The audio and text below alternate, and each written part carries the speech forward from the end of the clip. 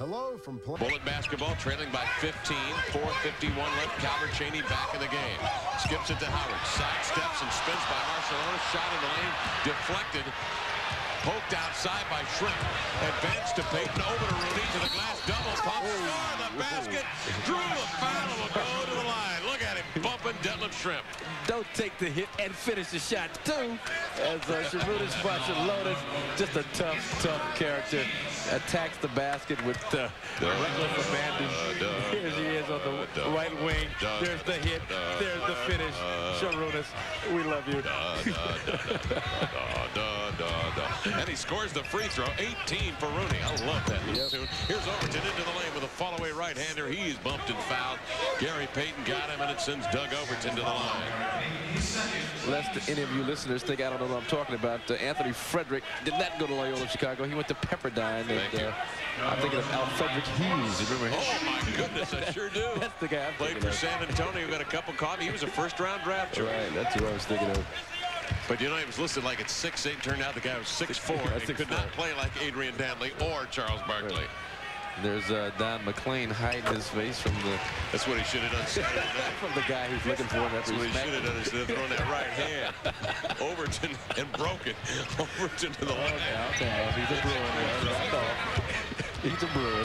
Overton has 15 points. In low. Perkins finds Marčiulionis in the baseline. Out to Detlef. Runs into the lane. Swings up the running left-hander. Won't go. Howard to rebound. Sonics lead it by 16. Lead pass on the backcourt. Chaney to Tucker. Down the left side. Pull up Jay for Anthony. No. Rims off. Who's going to get it? It's Mitchell Butler. Exchanges passes with Overton. Flings a three. Rebound Howard. Seattle better get a rebound. 3:59 left. Howard on the baseline. Skips it to Tucker. Nice reverse pivot. Up with the hook and in. 14 for Tucker. All right, now you still got to play it out now. You can't rest on your laurels just because you're up by 14 points. Sonics had an 18-point lead. They've got to find some offense here with 3:45 left. Payton out high on the right, calls a play.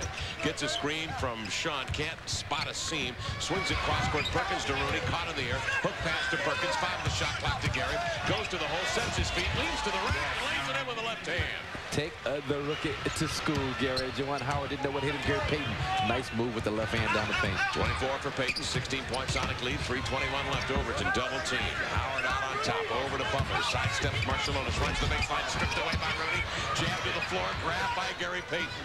Marčiulionis with a great strip. Payton the other way. Shovels it to Sam. Trailing for three. Oh, with a three. Oh, ay caramba. Perkins with 17 has hit 3 3-pointers in the game. Sam Perkins, nice job hitting the long bomb. 19 points for the Sonics. Their largest lead. Illegal defense called on the Soups with 2:53 left here in the ball game. And I tell you something, Kevin, Sam Perkins is shooting 44% from the field, but I've long believed that 3-pointers should count as a field goal and a half, 1.5 field goals. If you do that, I did some numbers on my long flight. Sam's field goal percentage would jump from 44 to 53.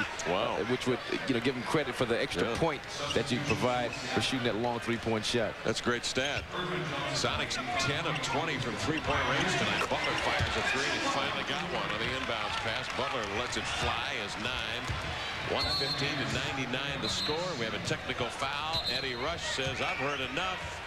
Jimmy Lanham, technical foul on the Washington bench. Ooh, and Jimmy's still getting it, Eddie. I think Jimmy wants to go early. Eddie F. Rush all over Jimmy Lanham there. He says, I don't have to listen to that. Eddie's a little hot. He's a little hot because he's still talking to that Washington bench. Vinny Askew will go to the line. Here's Vinny for, now they're shooting the technical foul here on, I think on Jimmy Lanham's tonight. And then they will get the illegal defense technical foul shot. No, they won't. I beg your pardon. That was not the call. Just a one shot. Seattle will bring it in bounds. We're getting back to that 3-point stuff. I mean, I came up with the idea when I was in Milwaukee. We'd scrimmage up to 7, and I always wanted Don Nelson to count 3-pointers, just 1.5, and finally he did, and it made the game so much more fun. But I think they should do that when they keep stats in the NBA, also college too. Wingfield outside, flips it up, missed it. Rebound Houston, brought it down. Tied up by Calvert-Chaney, and a foul called on Calvert-Chaney, a loose ball foul. 116 to 99. The Sonics starting to cruise down. 2:29 left here in the fourth quarter. Marcus Johnson, of course, guaranteed it at half of the Sonic down 10. But Seattle's defense would wear away at the Washington Bullets. Sure enough, it happened. We'll stick close to UConn bowl time next year, pal. Get some tips. Yeah, I got the easy part. I just do all the prognosticating. Askew down low.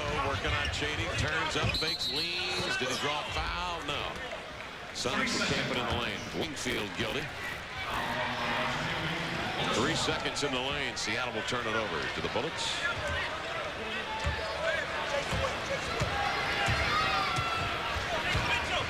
$116.99. Sonics by 17.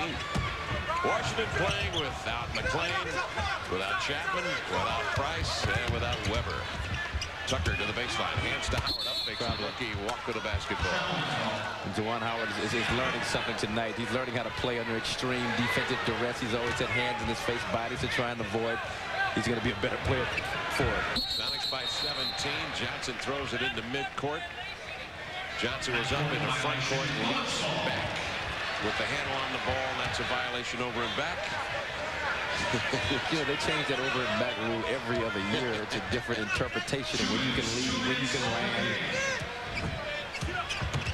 Overton with a basketball. Howard left-hand side of the key. Howard to Butler, fakes the three, darts to the baseline. Pull up Jay, got it. Mitchell Butler. And there's the jump shot I was talking about. Mitchell had missed about 4 of those long jumpers during the course of tonight, but finally knocks one down. Seattle by 15 with a minute 40 left. Johnson drives into the lane, trying to dump a pass in low. Houston grabs it, tied up by Tucker. And we'll have a jump ball between those two combatants, Lord Byron and... You know, Dave Dupree had an unfair, we talked about it earlier, unfair criticism of Irvin Johnson that he didn't live up to his potential. He was handed the starting job and lost it and this and that. But this is a kid who was still a project who's developing nicely. He's not a finished product by any stretch of the imagination, but he's doing a good job. David Dupree called it a blow. Guys that had opportunities and blew it. And Irvin really has not blown an opportunity at all. Right, he mentioned Harold Miner in that article as one that had it. I mean, you can see that legitimately, but you know, Harold Miner was a big-time superstar in college. Irvin Johnson just started playing ball when he got to college and just kind of blossomed toward the end of his career.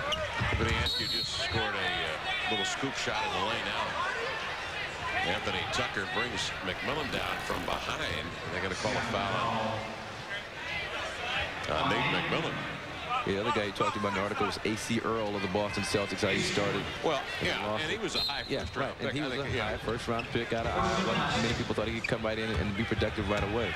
118 to 101. Overton, right-hand side of the key, and low a foul. Irvin Johnson tangled up with Juwan Howard to foul him Big Irv.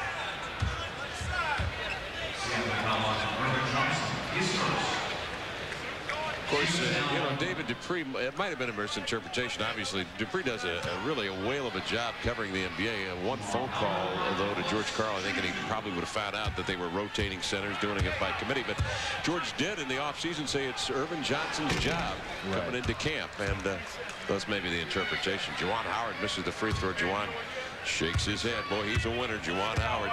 But that's misleading also, because even though it would have been Irvin's job, I'm sure Sam Perkins would have wound up playing more minutes, you know, over the season, over the course of the season, over the course of games than he did. I mean, more just to start the games off and then bring Sam in as a relief guy off the bench. And you knew Cartwright was going to get the start against the bigger centers, the guys that the superstars certainly, and the fellows that play in the half court play a little slower tempo. Cartwright got the start tonight. The Sonics anticipating Duckworth would start, but Murasan actually got the call for Jimmy lineup and played fairly well. This is a game really the Washington Bullets can feel pretty good about, I would think. You know, a loss is never easy to accept, but they played extremely hard for 3 quarters. Dramatically outgunned, outmanned here, and they have fallen 16 back. And that's to get back as we have a delay in the game to that 3-point stuff I was talking about, giving a point and a half for a 3-pointer as opposed to just a point. I worked up Mark Price. I think I had a lot of time on my hands on this long flight. But Mark Price's figures go from 42% as they are right now to 52% if you give that extra point and a half for a field goal. So, I mean, I think that should be the way things are calculated, just to give the long-distance shooters credit for the extra points that they mean to the team with those 3-point shots. So I'll drop it after that. Well, his 3-point percentage was quite high. He's in the top 10 in the NBA. I think it's like 5th or 6th coming into tonight's play. I think it was around 46% last week. So Gill, you mentioned him earlier. His 12 rebounds per ball game ranks 3rd. All kinds of magic, but he's getting the job done. Seattle leading by 16. Wingfield backs into the lane. Nice little hook. Count 2 points. A little goaltending action. Wingfield getting the basket. Antonio Wingfield's going to be a player for the Sonic organization. I mean, he's going to see some minutes. Maybe not this year, but in the foreseeable future. Yeah, my 12-year-old son asked me why he went hardship. I said, don't ask me that question. Whoever asked me that question. Overton to Tucker, little back cut for the jammy of 16. I have my reason. No way. Telling nobody. It's Antonio with the traveling call. Just kind of shakes his head. He's having a good time. Here it is talking about him already.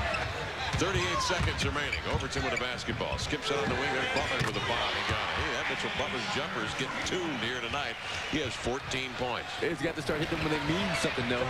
Yeah, that makes a major difference. The game out of hand right now. 13-point lead. Some steps by Howard. Walked. 21 and 9/10 seconds remaining. Good game from the Sonics standpoint. They outscored the Bullets 34-18 in the third. They're taking 90-84 lead after 3. It was capped by Detlef Schrempf's bomb from just behind the team logo here at midcourt. Here's a pass given away. Wingfield with a pick, but pulled back by Tucker at midcourt. Oh, man. Wingfield had visions of sugar plums dancing in his head. I mean, he was going to go up and pack it. Now he'll have to go to the line for a very unspectacular 2 free throws. Antonio, young man out of Cincinnati, just 19 years old, youngest player in the NBA. George Karl has got just a beginning of a smile spreading across his face. The Sonics need to get something going on the road. They came into this game 4-8, 5th best record overall in the league, tied with the defending world champion Houston Rockets for that honor. 3rd best record in the West. Wingfield misses the second free throw. Overton up the floor. McMillan says no weak stuff at the end of the game. Spanks it away with a block. Houston the recovery. Skip pass ahead to Wingfield. Rolls crazily out of bounds, and that will end the ball game. The Sonics win it 121-107 here tonight in Landover, Maryland. We'll be back after this network timeout on the Sonics Broadcasting Network.